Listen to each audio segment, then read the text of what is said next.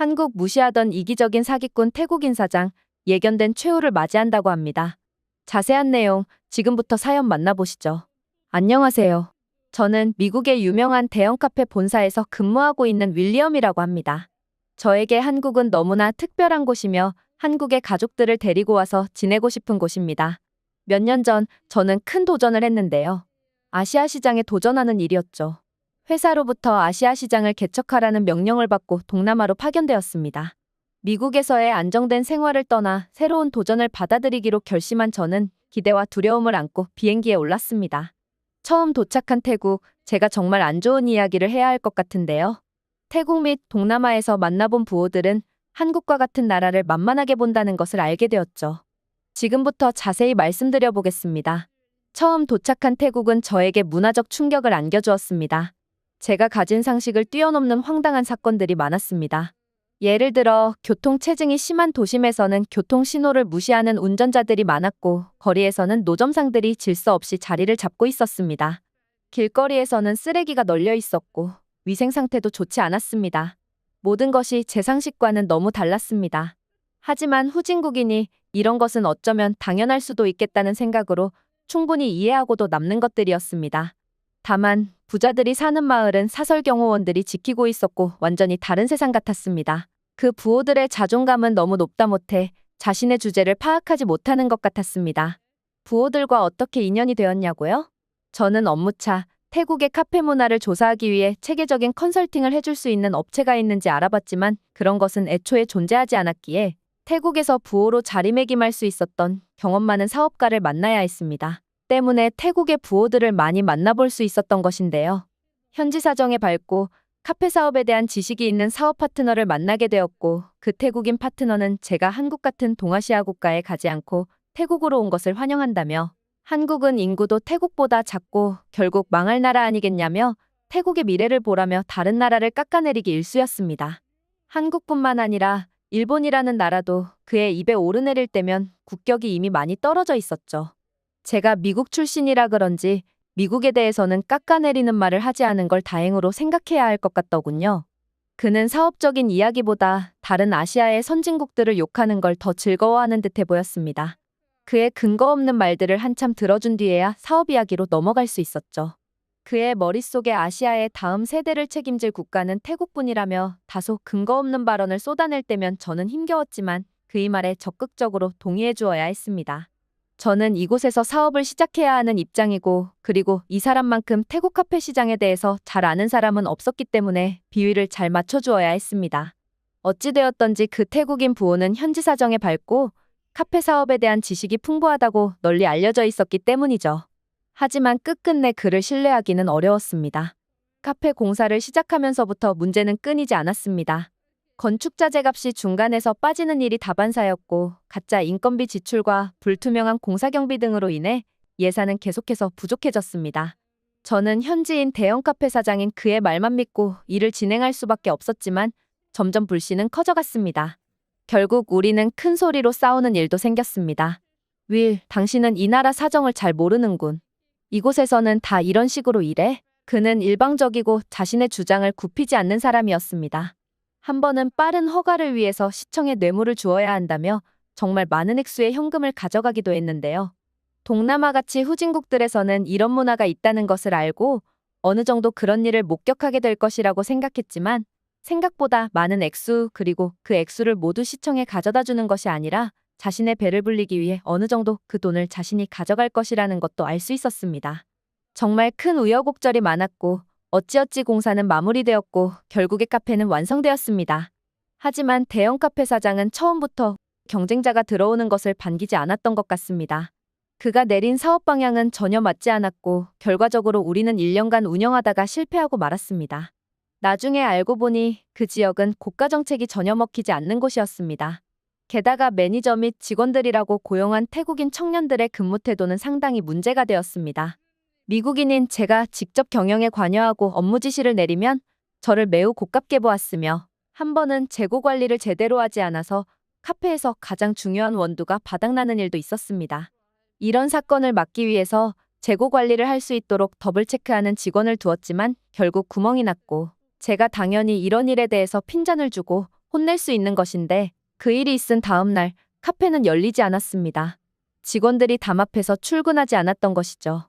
제 개인 카페였으면 그들을 당장 해고시키고 태국 경찰에 업무방해죄로 고소했겠지만 저 또한 미국에 본사를 두고 있는 카페 운영업체의 직원일 뿐입니다. 결국 저는 문제를 더 키울 수 없는 불리한 입장이기에 고개를 숙여야 했고 태국에서의 카페 사업은 정말 어려웠다고 느꼈습니다. 결국 1년 만에 수많은 난관들에 부딪혔고 이겨내지 못했습니다. 고가의 컨설팅 비용을 지불했지만 처음부터 잘못된 방향으로 안내를 받았던 것이 가장 큰 패배의 요인이었다는 것을 알게 되었습니다. 게다가 태국인들의 불성실한 태도와 상식 이하의 행동들이 태국에서의 사업을 어렵게 만들었습니다.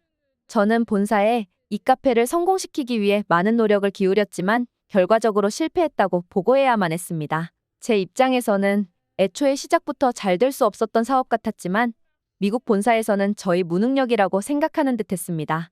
해명하고 싶은 말들이 많았지만 일단은 본사에 불려간 뒤 고개를 숙여야 했습니다. 결국 본사를 설득해서 그 대형 카페 사장을 상대로 소송을 진행 중입니다.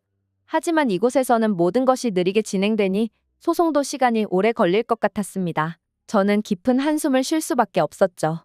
정말 태국에서의 소송은 길고 지루했습니다. 동남아의 행정 시스템은 무엇이든 느리게 진행되었고 소송도 예외는 아니었습니다. 우리는 정당한 배상을 받기 위해 법적 절차를 밟고 있지만 언제 끝날지 알 수 없는 상황입니다.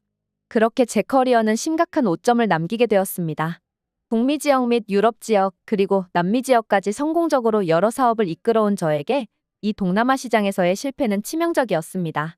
정신과 약을 복용할 정도로 큰 스트레스를 받았고 재기의 기회를 기다리며 고통스러운 시간을 보냈습니다. 그러던 중 제게 다시 한 번의 기회가 찾아왔습니다. 이번에는 한국에서였습니다. 한국은 세계에서 순위권 안에 드는 소비 강국으로 한국에서 커피의 인기는 날로 높아지고 있었습니다. 한국에서는 각 원두 생산지에서 커피를 싹쓸이할 만큼 커피 시장이 성장하고 있었고 회사에서도 한국 시장에 지점을 내고 싶어 했습니다. 저는 회사에서 한 번의 기회를 더 받게 되었습니다. 여러 소송 과정을 거치고 자료를 준비하면서 동남아 시장에서의 실패가 제 능력 부족이 아니라 그 지역의 근본적인 문제 때문이라는 점을 인정받았기 때문입니다. 한국에 도착한 저는 설계를 도와줄 전문적인 컨설팅 업체와 연락이 되었고 그들과 업무를 같이 진행하게 되었습니다. 한국의 브랜딩 컨설팅 업체는 매우 전문적이었고 여느 유럽이나 북미 지역 국가들의 컨설팅 업체보다 훨씬 더 전문적이고 통계적인 접근을 취했습니다. 그들은 지금까지 공개된 또는 자신들만 가지고 있는 자료 기반적인 접근으로 사업 초기부터 확신을 주었습니다. 또한 공사비도 처음 제시한 견적보다 더 초과되는 비용 없이 철저히 준비해 주었습니다. 그리고 한국의 구청에 뇌물을 가져다 주지 않아도 되었습니다. 그리고 한국에서는 모든 일 처리가 빨랐습니다. 독자분들께서는 제가 한국에서 컨설팅 업체를 만나 도움을 받아 견적을 받고 공사를 진행했다고 말씀드렸던 이 문장이 굉장히 빨리 지나가셨을 텐데요. 제가 체감하기에도 그랬습니다. 한국에서는 모든 것이 순조로웠고 이렇게 말로 하면 쉽게 보이는 것처럼 정말 편하고 빠르고 쉬웠습니다. 특히 태국에서 같은 규모의 카페를 꾸미는데 8개월이라는 시간이 걸렸지만 한국에서는 한 달 반이면 완성시킬 수 있었습니다. 한국인 인부들은 손놀림이 빠르면서도 정교했고 다들 경험이 많아서인지 무뚝뚝한 얼굴이지만 누가 봐도 만족스러울 만큼의 퀄리티를 내보여주었죠. 저는 공사 현장에서 현재 한국의 인부들에게 단 한 번의 잔소리를 하지 않아도 되었습니다.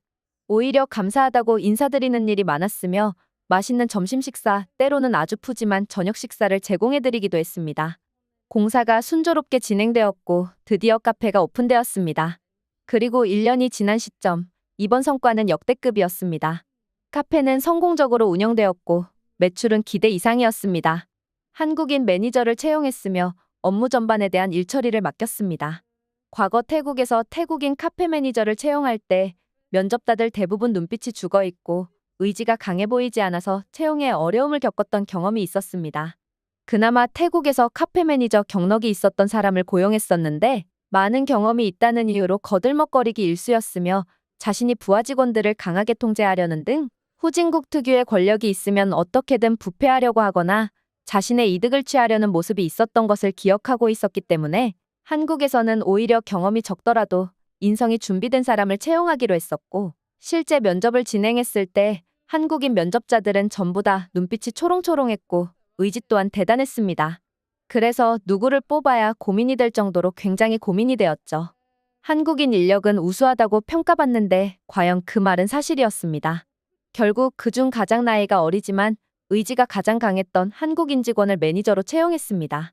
그리고 그 매니저는 경험이 부족할지언정 공정하고 투명하게 그리고 실수 없이 꼼꼼한 일 처리를 보여주었으며 한국에서의 성공적인 안착을 도와주었습니다. 그 총명한 한국인 직원도 사람인지라 실수를 할 때도 있었고 그때 저 또한 그에게 지적을 해야 했지만 그는 태국인들처럼 반감을 가지는 태도가 아니라 자신의 실수를 인정하고 개선점을 말해주며 곧바로 이행하는 모습을 보여주었습니다. 저는 과거 태국에서의 경험 그리고 한국에서의 경험을 통해서 수많은 사람들을 만나봤고 미국이나 유럽, 심지어 남미 사람들까지 만나봤던 경험이 있죠. 하지만 사람들의 능력과 부지런함은 단연 한국인들이 최고라는 생각이 들었습니다. 직접적으로 제가 이전에 경험했던 동남아인들의 모습과는 너무나 차원이 달랐습니다. 지금 아직까지도 소송 중인 태국인 부호가 한국쯤은 만만한 나라라며 함부로 말을 짓거리던 게 정말 우스울 정도로 말이죠. 이렇게 업무회적으로도 한국에서의 경험은 저를 놀라게 했습니다. 동남아와 비교해서 한국은 직관적으로 훨씬 더 나았습니다. 애초에 비교 대상이 아니기는 하지만 한국의 대중교통 시스템은 깨끗하고 효율적이었으며 조금 외곽에 떨어진 이 카페의 대중교통을 이용해서 찾아오는 손님도 있을 만큼 정말로 촘촘한 시스템입니다. 게다가 인터넷 속도는 세계 최고 수준이었습니다. 카페에서 손님들에게 무료로 인터넷을 제공해주는 걸 부담스러워하지 않아도 되는 한국의 현실은 놀라웠죠. 한국에서는 당연한 일입니다. 그리고 한국에서 만나는 모든 사람들은 친절하고 서비스는 매우 신속하고 체계적이었습니다. 저희 카페에서 근무하고 있는 수많은 한국인 직원들은 그런 모범적인 모습을 가지고 있습니다. 그리고 한국에서의 완벽한 성공을 즐기며 한국의 카페 운영 전반에 대해서 관리를 하고 있을 때 태국에서 연락이 왔습니다.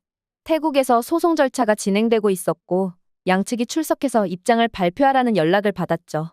언제 소송을 걸었는데 이제서야 입장을 발표하라니. 참 한숨이 나올 일입니다. 그렇게 태국으로 향했고 법원에 출석한 태국인 사장의 얼굴이 보였습니다. 저는 법정에서 변호사를 대동해 증거를 제출하고 태국인 사장이 했던 배임 행위와 사기 행위에 대해서 진술도 충분히 하고 나왔습니다. 법원 복도에서 소송의 이해관계자가 마음대로 마주칠 수 있도록 최소한의 안전장치도 없는 태국의 법원, 그 복도에서 소송 직후 태국인 사장과 대화할 수 있었습니다. 그는 저에게 한국에서 사업하다고 하던데 그런 나라에서 사업한다고 뭐 되겠냐며 비꼬더군요. 제 능력에 대해서 비꼬는 말일 수도 있었지만 저는 그렇게 받아들이지 않았습니다. 태국보다 수천 배는 더 투명하고 더 발전되었으며 더 깔끔한 한국을 욕하는 것에 더 화가 났습니다. 그리고 그 태국인 사장의 입장에서 제가 한국에서 사업을 준비하고 있다고 생각했나 본데 저는 이미 한국에서 카페를 오픈하고 운영까지 하고 있었습니다. 부족한 태국인 사장의 입장에서 벌써 카페를 오픈했을 리가 없었겠죠. 태국에서도 제가 허가 절차와 공사 포함 1년 6개월이라는 시간이 지난 후에야 카페를 오픈할 수 있었던 것과 반대로 한국에서는 2달 만에 오픈을 끝냈는데 말이죠. 저는 한국에서 2달 만에 카페를 오픈했고 한 달 매출이 태국 돈으로 300만 바트에 달한다고 친절하게 이야기해 주었죠. 앞으로의 목표는 월 1000만 바트라고 말해주기도 했습니다. 그 태국인 사장이 태국에서 성공한 카페 사업가로 인정받았던 게 자신이 운영하는 카페가 월 매출 100만 바트를 돌파했기 때문인데 말이죠. 그의 가장 자부심인 카페 매출보다 3배는 더 넘는 한국의 매출을 이야기해 주었을 때 그 카페 사장의 얼굴이 빨개지는 것을 목격했습니다. 그 카페 사장은 그런 거짓말은 자신에게 통하지 않는다며 자리를 피하려고 했고 저는 핸드폰을 열어 실시간 한국 카페의 CCTV 화면과 매출 금액을 보여줄 수 있다며 핸드폰을 그의 얼굴 앞으로 들이밀기도 했습니다. 그는 제 핸드폰을 쳐다보려 하지도 않았으며 자리를 뜨려고 하더군요. 그가 돌아가는 뒷모습에 대고 영어로 말을 하며 한국은 태국 같은 후진국 국민이 생각하는 것보다 상상 이상이지라는 말을 했고 그 말을 들은 태국인 사장은 멈칫하더군요. 아마 영어로 F자가 들어가는 욕설 뒤에 타일랜드라는 단어를 붙여 말했기 때문에 그 치욕적인 욕설을 알아들었나 보죠. 그리고 그는 뒤돌아보지 못하고 멈칫했던 발걸음을 다시 옮겼습니다. 저희 회사에서 준비한 법률적인 자료들, 그리고 현지에서 그 태국인 사장의 사람이라고 생각되던 모든 사람들에게 진술서를 받아내기도 했고 그들이 진술한 태국인 사장의 불리한 내용의 진술서도 이미 제출해 놓은 상태죠. 저는 이 소송에서 반드시 이길 것입니다. 아마 그 태국인 사장은 돈 몇 푼에 바로 배신자가 되어버리는 자기 사람이 있었을 것이라고는 꿈에도 모를 것입니다. 아주 느리고 긴 태국에서의 소송에서 반드시 이길 것이라고 확신하고 그가 가진 것을 모두 무너뜨릴 것은 분명하지만 저는 본사에서 다시는 태국에 가지 않아도 된다는 지시를 받았습니다. 소송은 태국의 로펌과 함께 할 것이며 이제는 한국에서의 사업에만 집중하라는 지시를 받았죠. 그래서 조금은 아쉽습니다. 그 거만한 태국인 사장이 몰락하는 것을 직접 목격하기는 곤란해졌으니까 말이죠. 결국 아픈 기억을 가졌던 태국에서의 악몽은 끝나가고 있고 저는 한국에서의 생활을 통해 많은 것을 배우고 있습니다. 아시아 시장에서 여러 난관이 있었지만 결국에 한국에 정착하는 데 성공했습니다. 그렇게 한국에서 1년 넘게 지내보며 한국은 정말 사업외적으로도 좋은 곳이라는 생각이 들었습니다. 그리고 한국이 제 가족들에게도 좋은 환경을 제공할 수 있을 것이라는 확신이 들었습니다. 한국은 교육 수준이 높고 의료 시스템도 훌륭하며 안전한 환경을 제공하고 있었습니다. 이 정도면 충분히 가족들을 데리고 한국에 와서 살고 싶다는 생각을 하게 만들 수 있습니다. 한국은 저를 나락에서 구해준 곳입니다. 그래서 저는 한국이 제2의 고향이 되기를 바랍니다. 이렇게 한국에서의 성공적인 경험을 통해 저는 다시 한번 제 커리어를 재기할 수 있었고 새로운 희망을 찾게 되었습니다. 한국은 이제 제 마음속 깊이 자리 잡은 특별한 곳이 되었습니다. 그리고 자녀들에게도 한국의 긍정적인 모습을 가르쳐 주려고 합니다. 보다 더 인격적으로 성숙한 사람이 될 수 있도록 한국이 저희 자녀들을 잘 품어줄 수 있는 곳이라는 생각도 드네요. 추후 소송 결과나 그 당시에 한국에서 하고 있는 카페 사업에 대한 이야기도 더 자세히 말씀드릴 것을 약속드리면서 오늘은 여기까지만 말씀드려야 될 것 같네요. 참고로 태국에서 소송이 언제 끝날지 기약이 없기는 합니다만 결국 추한 범죄자는 최후를 맞이할 것이라 확신합니다. 저는 그동안 안전하고 쾌적한 한국에 있겠습니다. 감사합니다. 오늘의 영상은 여기까지입니다. 그리고 지금 화면에 나오는 영상을 아직 시청하지 않으셨다면 지금 바로 시청해보세요. 재미있는 다음 사연이 기다리고 있습니다. 감사합니다.